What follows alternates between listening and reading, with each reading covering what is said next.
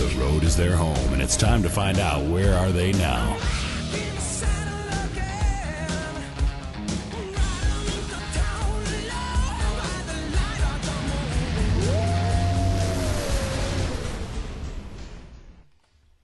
Folks, I got the guru on the phone here, Michael Lichter, man. How you doing, Michael? Awesome, Charlie. Thanks for your call. Man, it's a pleasure to have you on the show, brother. And, your work is amazing, man. And it's just, I mean, you even shot a couple of shots of me there, and I was just, like, melting on the stage, you know? Oh, you're great, man. I love to watch you perform. Well, I think you're a big factor, too, on how I got the cover in Europe, you know. That guy seen you taking pictures of me, ran right over to me, goes, "You got to be somebody," you know. So it's pretty cool, man. Anyway, how did you first get into shooting bikes and stuff? When did you first get interested in shooting?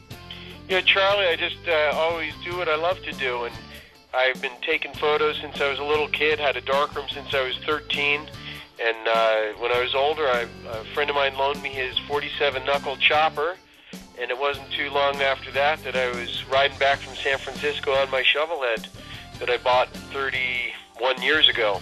And I started taking pictures of it and pictures from it and pictures from the towns I went through and the people I met. And the rest is history. I just kept doing it.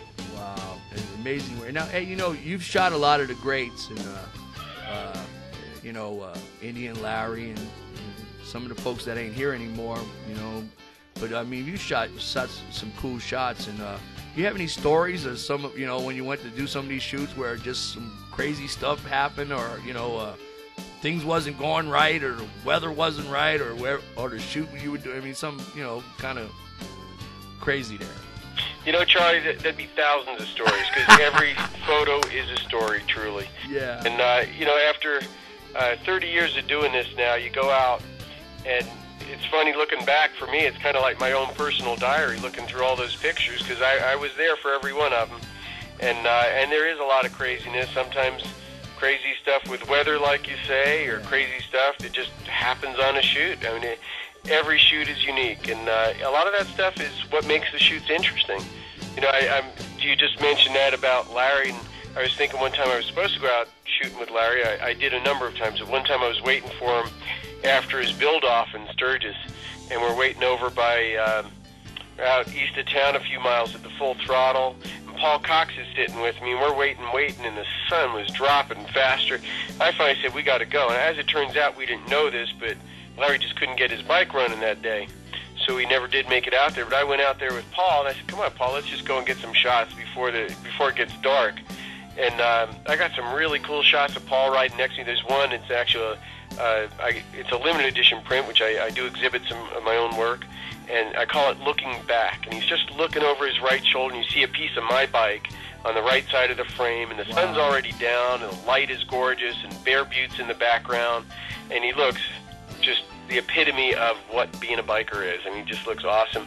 But, those are the kind of things that the weather was starting to go, and you'd think, oh, it's too dark to shoot, but we still went out and we did it. And Larry didn't show. We could have said, well, let's forget it. But things happen. Every time you deal with them, you move forward, and neat stuff can happen. Well, that's one of the signs of being a pro. When I played with John Lee Hooker, he used to have this saying, turn lemons into lemonade.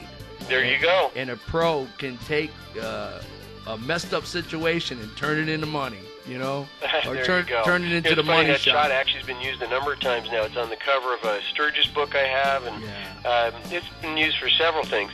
But as far as lemons to lemonade, sometimes it's not quite that lucky, and sometimes it's just hard work because people say, oh, do you wait to get inspired to go out? And it's like, I don't have that luxury, man. I'm paid to be here, and if I have a 32-page special to produce for Easy Riders as an outsert on Sturgis or Daytona every year, you just got to get out and put your left foot in front of the right foot and keep going and start shooting, and then hopefully you're inspired. You just start shooting and you make things happen. Well, just like when you send me an email and you're going to be in Mexico and you went to Europe and a lot of places I go when I travel because I'm a musician, right? And the youngsters go, man, you got such a good life and you get to travel all over and you have any tips on how to get about doing this? And I don't know about you, but I know me. I just tell them, hey, you just got to go do it. You got to take the hard knocks. I mean, at first you got to have a tough skin, you know, because sometimes you get the,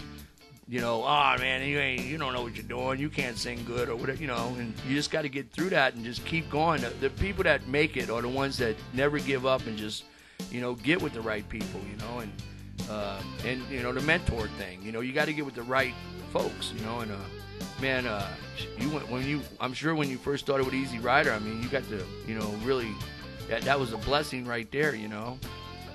Well, you know, it's pretty amazing because that's allowed me to do so much of what I do now, and I'm not just shooting for Easy Riders. There, certainly a lot of what I do. I'm going down on the El Diablo run this Wednesday to Mexico for them. Wow. But I take lots of other things. You know, I'm going to show some work in Italy in a couple weeks, and then judging a bike show in Sweden, come back to Ohio Bike Week. It's like one thing after the other. But that has been fortunate enough to allow me to do a lot of other stuff. So I just got back from shooting Indian Motorcycles, their new bike down in Charlotte, near Charlotte, North Carolina, a few days ago. Their now you're gonna first be new production bike. Are you going to be at the thing over here in Half Moon Bay? You know, I really wanted to go, but and I talked about it with Easy Riders. We were thinking about doing it, and then I think somebody from the office may go, and I accepted a speaking engagement, photography deal. So that weekend I'm tied up anyway with something else. Yeah. I'd love to go, though. It sounds great. Oh, yeah, I went like 2 years ago, and Steve McQueen's son was there, and it was just amazing. Oh, it sounds really good. Ride.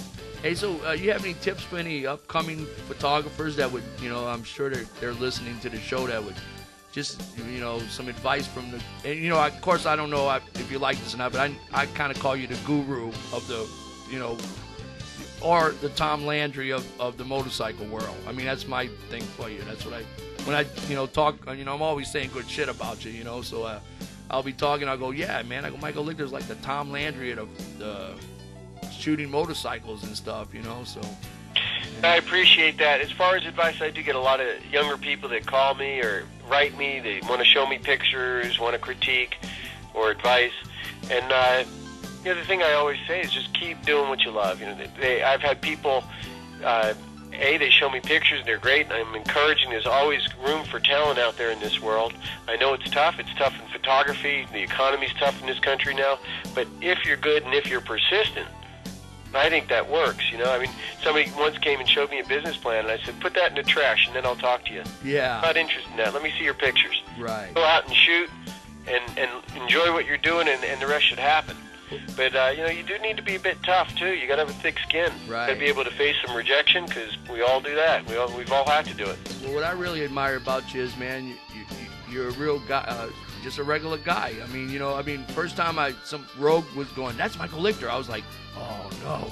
You know, like, whoa. And then when I got to meet you, man, you're just, man, a really mellow, regular guy, you know. I don't know how mellow I am, but... Well, I mean, around me anyway. I never seen the bad part. I don't know. I mean, I do that, too, at the studio sometimes. God damn it, it's a C note, a C. God damn. You know, so, but hey, Michael, your book, too, your book's amazing. Can you talk a little bit about that? Well, I've got 8 books, and hopefully should have a 9th one here pretty soon. Working on an SNS project for having to do with their 50th anniversary. Yeah. So that's a lot of work coming around. That's in June. We'll be going and shooting all those bikes that are. I never knew you had eight books. Wow, I should have did some more research, man. eight books, huh? Well, just keep going. Wow, man, that's unbelievable. 8 books, and you're working on a new one. Yep. Wow. Well, if you ever need any music to go along with those pictures when you get ready to do the movie stuff, let me know, okay? I know where to go, Charlie. Cool. I got to write a song about you sooner or later. It's going to take a lot of time because you're one of those guys. You got to take your time when you're writing about the guru. All righty. Well, thank you, Charlie. Hey, Michael, thank you very much for being on the show, man. And, hey, folks, you can go to Michael with your website. You want to shout that out? www.lichterphoto, LICHTERPHOTO.com. Lichterphoto.com. And look, when you're out on the road and you see them, go hang out and say, tell them Charlie sent you. Yeah, they may even see me hiding on the side of the road as they go by, getting their picture, and wonder who was that masked man. Michael, we love you, man. You're an icon in this business, man, and much love and respect to you, brother. Take care, Charlie. All right. Thanks. Bye now.